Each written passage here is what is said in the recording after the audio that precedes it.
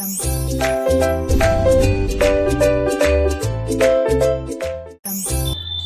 everyone, welcome to my channel Chemistry SR. Those who are new here, myself Subbarayudu. I teach chemistry in simple and engaging way. If you are interested, keep watching.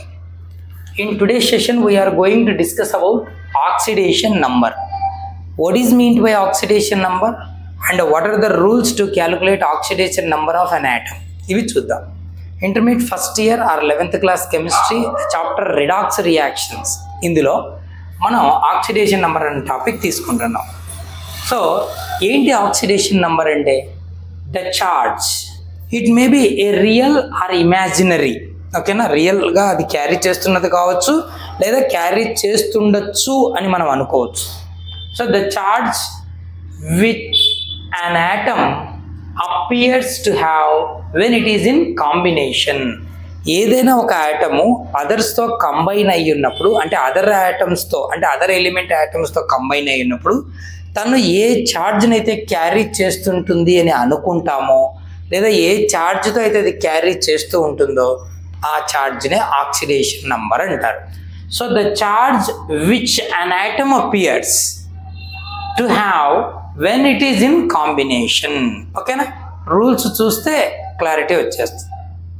First rule, very first rule ఏంటంటే ఏదైనా atom తీసుకో, అది other యాటమ్స్తో, అంటే other element యాటమ్తో కాకుండా తన element యాటమ్తోనే combine అయినా, ఎవరితో combine అవ్వకుండా ఉన్నా దాని ఆక్సిడేషన్ నెంబర్ 0 అంటాం.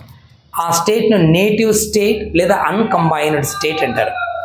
Oxidation number of all the atoms in their native state or uncombined state is 0.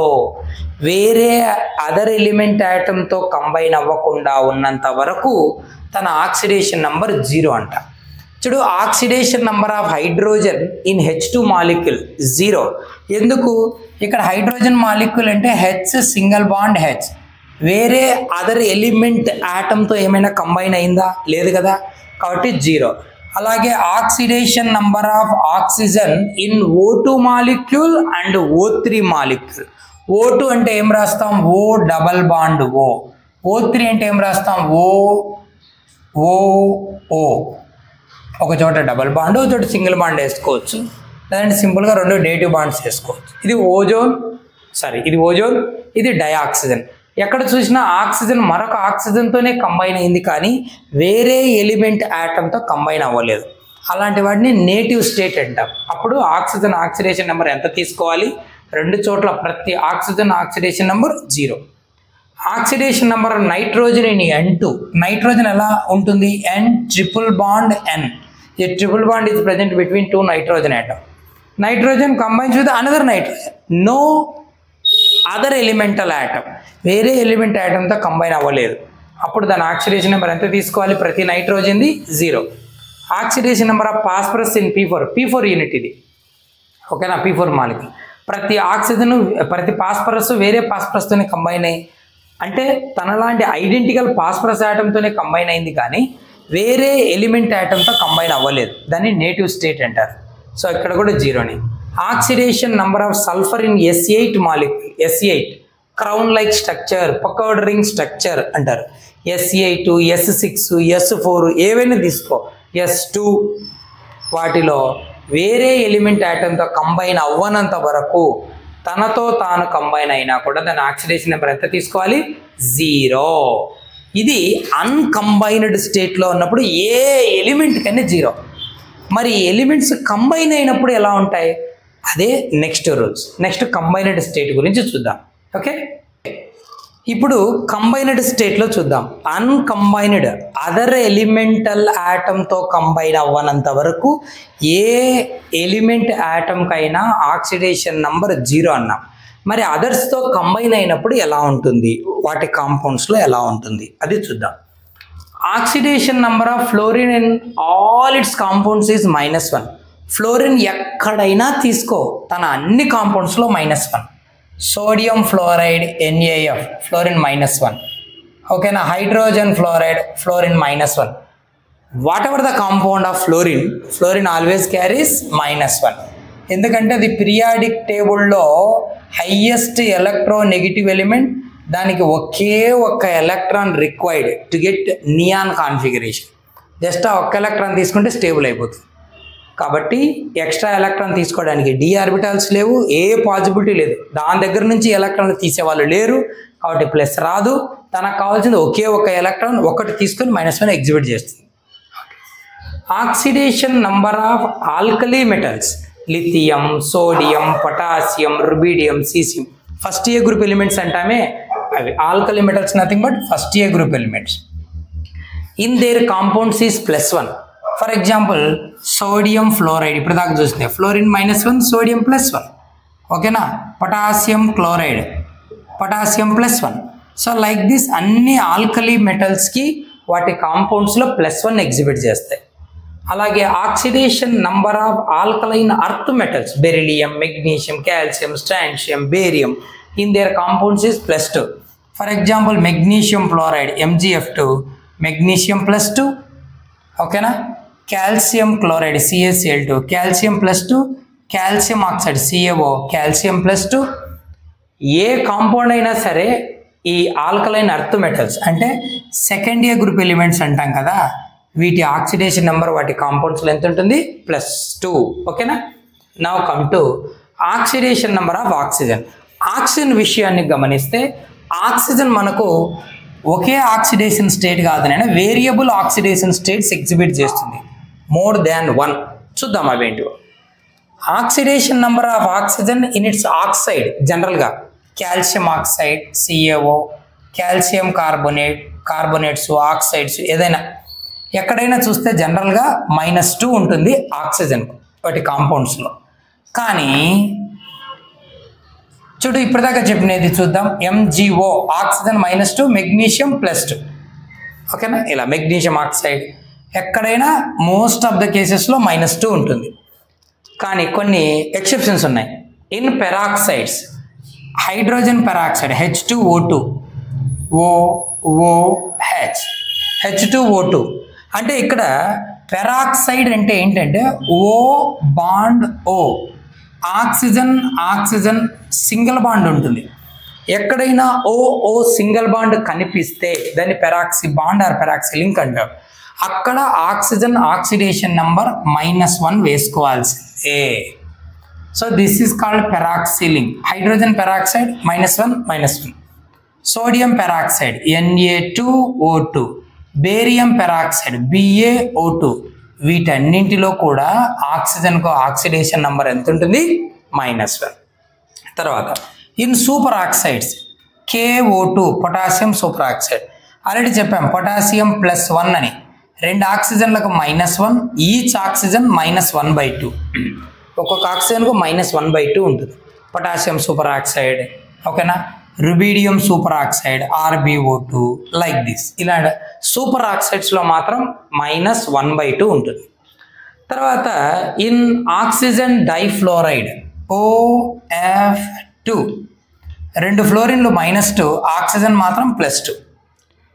అదే డైఆక్సిజన్ డైఫ్లోరైడ్ అంటే O2F2, ఈ డైఆక్సిజన్ డైఫ్లోరైడ్లో మనకి ఏం ఎగ్జిబిట్ చేస్తుందంటే +1 ఎగ్జిబిట్ చేస్తుంది.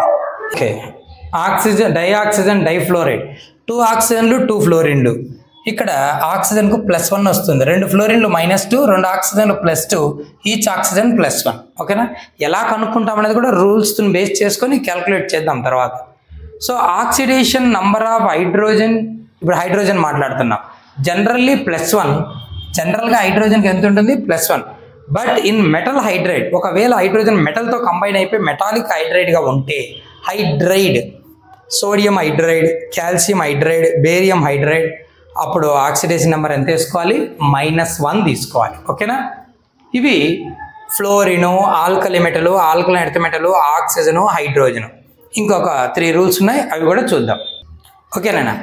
ఇప్పుడు చివరివి ఇంకో 3 పాయింట్స్ ఉన్నాయి, చూద్దాం.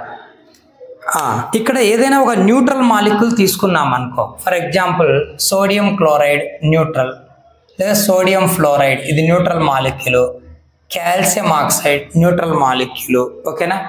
ఇలాంటి న్యూట్రల్ మాలిక్యూల్ తీసుకుంటే algebraic sum of oxidation number of all the atoms in a neutral molecule is equal to 0.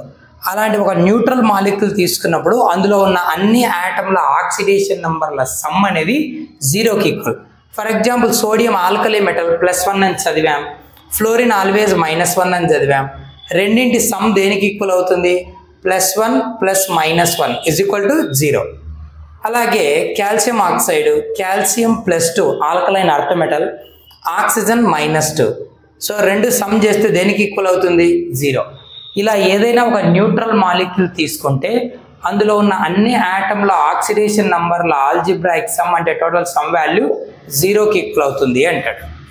తర్వాత algebraic sum of oxidation number of all the atoms in a complex ion is equal to charge on that ion. ఒక ion తీసుకున్నామను, nothing but for sulphate ion. Sulphate ion means SO4 2-.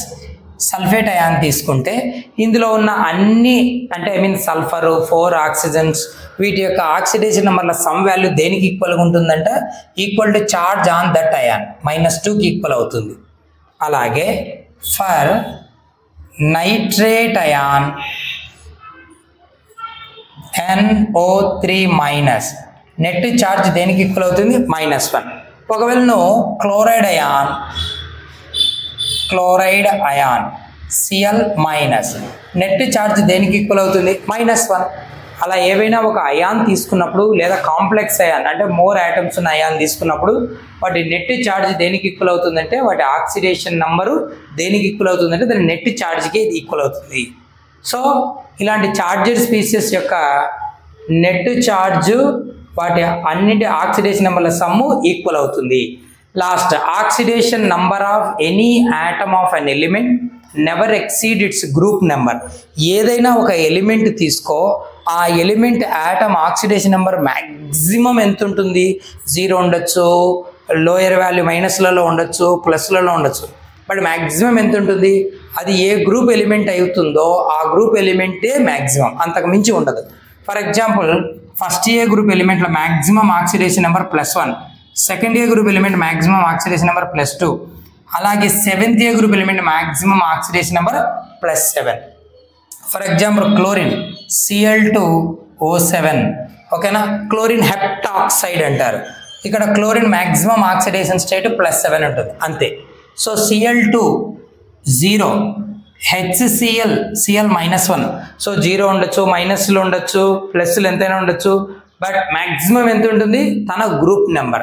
So never exceed group number. తన group నెంబర్ని cross చేసి oxidation number ఏ ఎలిమెంట్కి ఉండదు. ఓకేనా? These are the rules to calculate oxidation number of atoms. Okay, hope you understand. Keep watching for more videos. Thank you.